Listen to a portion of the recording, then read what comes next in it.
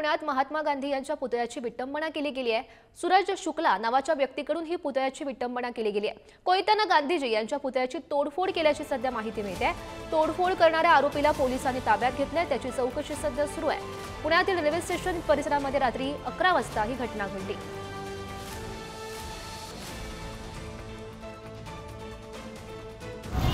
पुण्यात काल संध्याकाळी 11च्या सुमारास जे आहे ते महात्मा गांधी यांच्या पुतळ्याची विटंबना केली। हाच तो महात्मा गांधी यांचा पुतळा आहे जो पुणे रेल्वे स्टेशनच्या बाहेर आपल्याला पाहायला मिळतोय।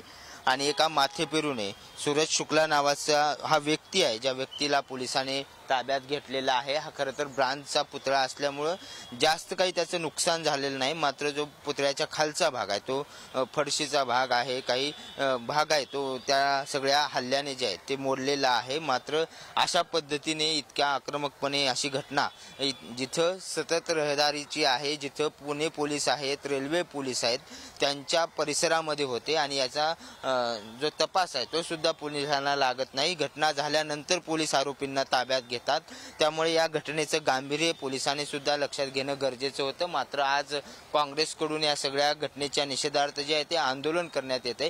काँग्रेसने आता हे गांधी विचार मारण्यासाठी किती प्रयत्न केले तर मरणार नाहीत असं म्हटलेलं आहे।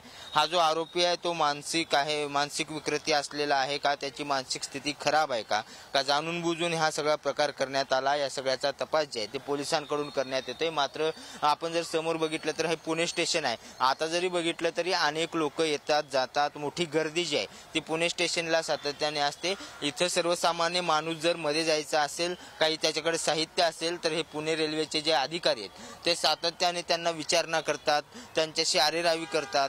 मात्र इतक्या सगळ्या गंभीर परिस्थितीमध्ये आता पाहतोय आपण की ते रेल्वे पोलीस जे आहेत ते या सगळ्या आंदोलनाची सुद्धा तयारी करतायत। मात्र अशा पद्धतीने इतक्या महापुरुषांच्या पुतळ्याजवळ एखादा व्यक्ती कोयता घेऊन येतो आणि त्या पुतळ्यावरती हमला करण्याचा प्रयत्न करतो, तरी देखील पोलिसांना कळत नाही किंवा मग या सगळ्या सुरक्षेचे प्रश्न जे आहेत ते पुन्हा एकदा निर्माण होत। व्हिडिओ जर्नलिस्ट संपत मोरेसह बालाजी पोद्दार, पुढारी न्यूज, पुणे। तर पुण्यामधली दृश्य, पुण्यात महात्मा गांधी यांच्या पुतळ्याची विटंबना झालेली होती, त्याच ठिकाणी आता काँग्रेसकडून अगदी थोड्याच वेळात आंदोलन केलं जाईल। खरं तर अनेक मुद्दे त्यांच्याकडून उपस्थित केले जाणार आहेत। अशा प्रकारे खरं तर पुतळ्याची विटंबना करणं कितपत योग्य आहे, त्यामुळे सुरक्षेचा प्रश्न सुद्धा उपस्थित केला जातोय। काँग्रेसकडून अगदी थोड्याच वेळात या ठिकाणी आंदोलन केलं जाणार आहे। आम्ही रात्री घेतलं आणि त्याला ताब्यात वगैरे घेतलं, त्याला विश्वासात घेऊन विचारपूस केली असं तो सांगतो, तो जो सांगतो त्याच्यानुसार त्याचं नाव सूरज आनंद शुक्ला असून तो राहणार वाराणसी मधला, प्रॉपर तिथला आहे तो। आणि आता इथं 1-1.5 महिन्यापासून इथं राहतो। इथं प्रॉपरमध्ये तो विश्रांतवाडीला या ठिकाणी राहतो। रुद्राक्षाचा माळ वगैरे विकायचा, वाई या ठिकाणाहून त्यानं फक्त कोयता घेतला होता ते नारळ सोडण्यासाठी वगैरे। आणि झालो माझ्या मनात असा विचार आला काहीतरी म्हणजे महात्मा गांधी बरोबर केलं असं, त्या हिशोबाने काहीतरी बोलतो तो। गोडसे हे गेले, पण त्यांचे विचाराचे वारसदार आज सुद्धा राहिलेले आहेत। पण अनेक वेळा गांधींच्या विचारावर आघात झाला, किती वेळा विचार तोडण्याचा संपवण्याचा प्रयत्न झाला तरी गांधींचा विचार हा संपलेला नाही आणि तो संपणारही नाही।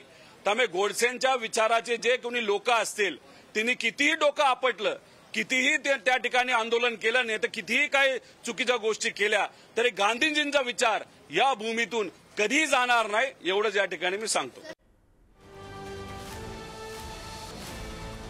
तर आपण बघू शकतो आक्रमक पवित्रा खरं तर सगळ्याच नेत्यांकडून घेतला जातोय। रोहिणी खडसे यांनी सुद्धा या संदर्भात संताप व्यक्त केला, एक्सपोज त्यांनी केली, ते बघूयात। महात्मा गांधींची गोळ्या झाडून निर्घुण हत्या केली तरी याचं मन अजून भरलेलं नाही, म्हणून आता गांधीजी यांच्या पुतळ्यावर राग काढतायत। पण या लोकांनी एक ध्यानात ठेवावं, गांधी अमर आहेत, गांधी मरा नाही करतो।